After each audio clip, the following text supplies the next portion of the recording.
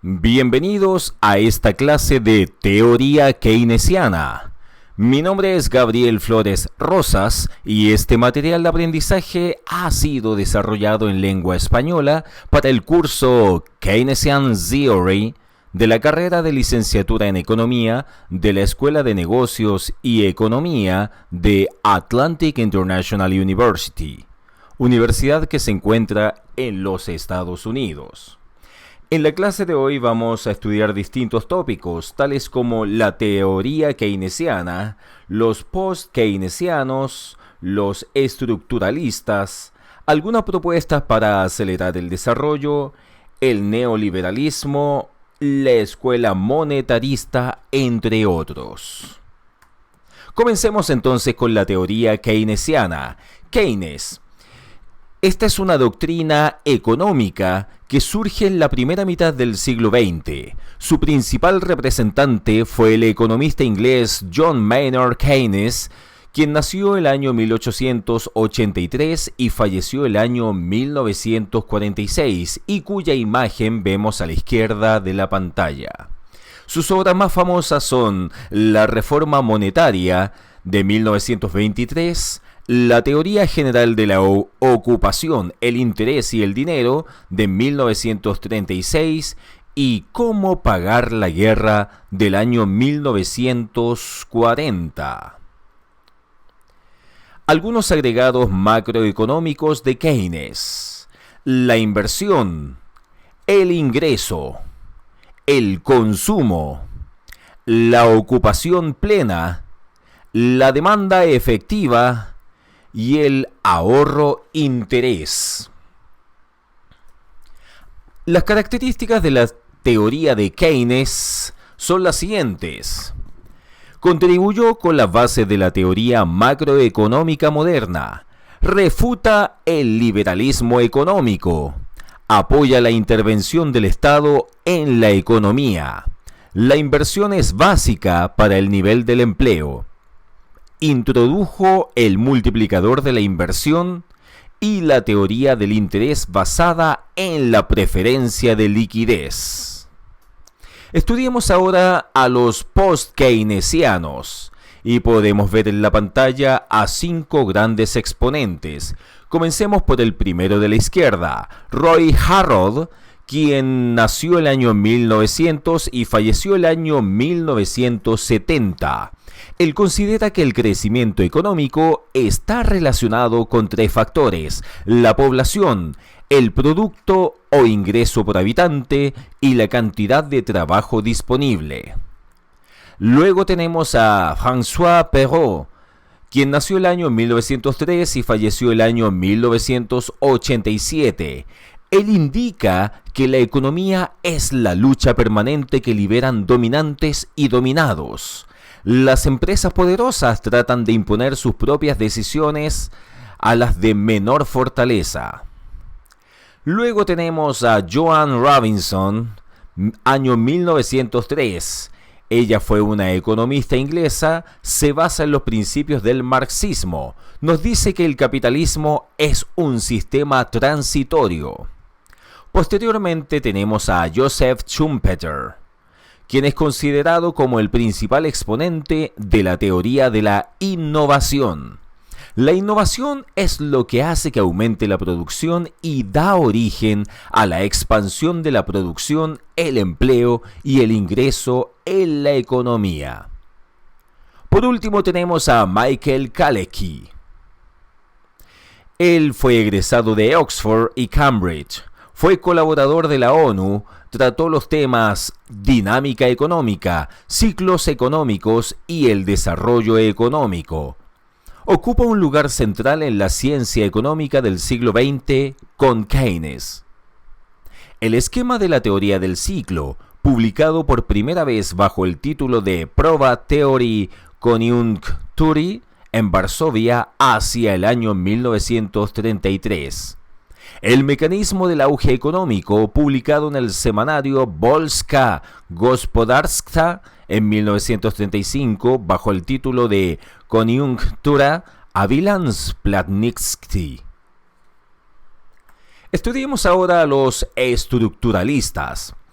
Son economistas de América Latina que ven a los problemas de los países de esta región como estructurales, que se derivan del propio funcionamiento del sistema económico. Se desarrollaron después de la Segunda Guerra Mundial con auge en los años 50, al agudizarse los problemas de América Latina, proponiendo varias formas para cambiar dicha situación. Veamos entonces algunas propuestas para acelerar el desarrollo. Número 1. Repartir justamente la tierra. 2. Mejorar la producción y comercialización de productos agrícolas. 3. Distribuir equitativamente el ingreso. 4. Reformar la estructura de la economía internacional. Estudiamos ahora a los principales estructuralistas en América Latina y vamos a mencionar a 6 de ellos. Comenzamos entonces con Raúl Prebisch.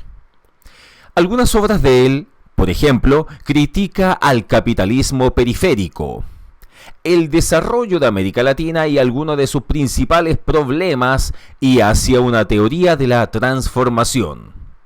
Luego tenemos a Víctor Urquidi. Entre sus obras está la viabilidad económica de América Latina. En tercer lugar tenemos a Celso Furtado.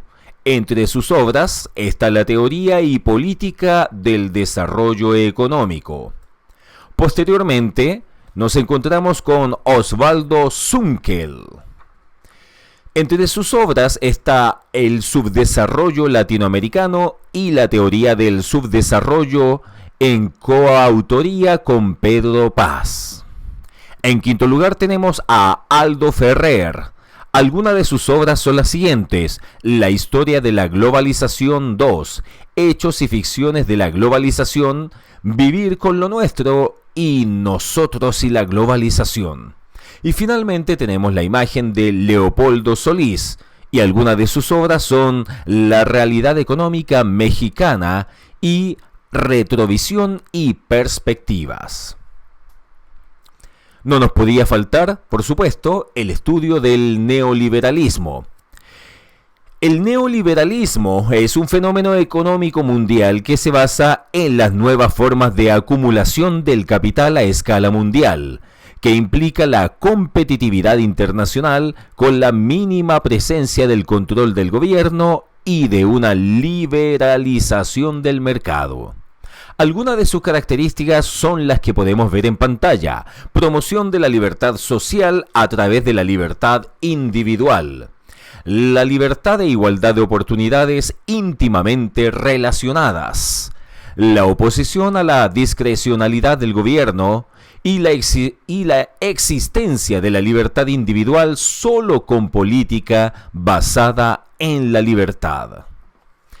Como paradigma actual tenemos lo siguiente: requiere sanear las finanzas públicas, reducir el déficit fiscal, disminuir el tamaño del Estado, eliminar la participación del Estado en la actividad económica, privatizar las empresas paraestatales.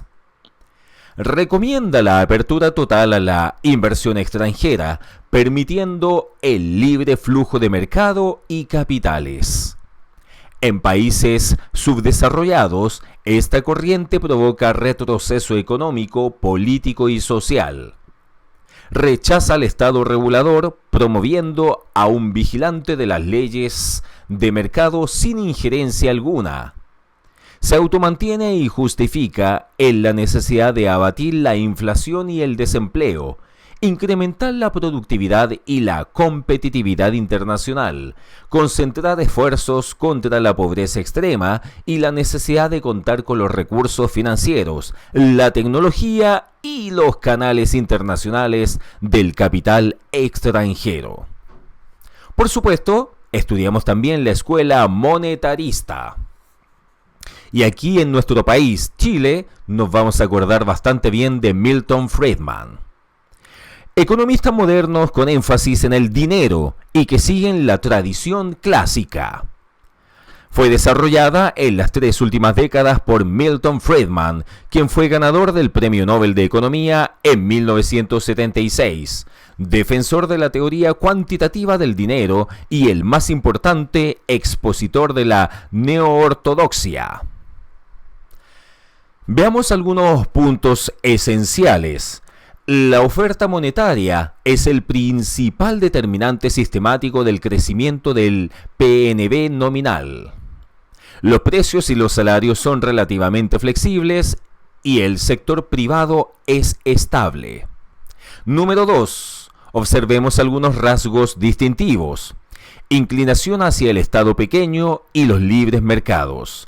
Mayor énfasis en la contención de la inflación que en la reducción del desempleo.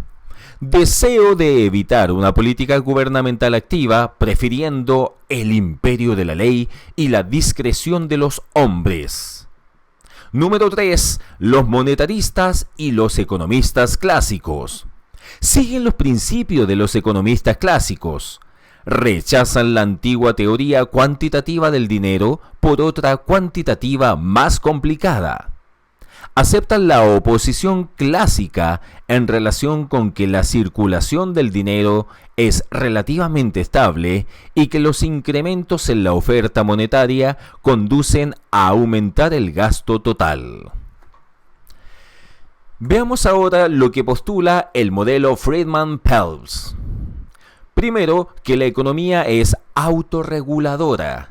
Y segundo, que los cambios en la oferta monetaria no afectan a variables reales como el nivel de empleo y la producción, tras un periodo de ajuste en el largo plazo.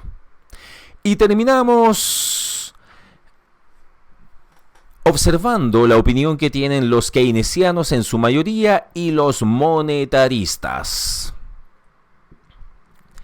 Primero, en el largo plazo, la inflación es un fenómeno monetario. Y por último, en el largo plazo, la flexibilidad de los salarios y en los precios será suficiente para restablecer la economía a la tasa natural de desempleo y producción.